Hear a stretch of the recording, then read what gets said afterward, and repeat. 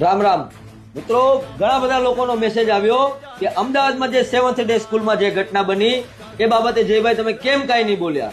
ટૂંકુને touch કહીશ. અધર્મી વિધર્મી અને અસામાજિક તત્વો સામે લડતા શીખી જાઓ. જો લડશો ને તો જીતશો. આપણા પૂર્વજો બી લડેલા છે. અને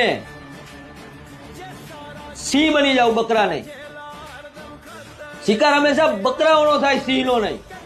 અને સમગ્ર હિન્દુ સમાજે, સમગ્ર સનાતની પરિવારોએ પોતાના પરિવારમાંથી એક વ્યક્તિને, બેન હોય કે ભાઈ હોય, એને આરએસએસ, વિશ્વ હિન્દુ પરિષદ, બજરંગ દળ, દુર્ગા વાહિની જેવા સંગઠનમાં જોડી દો.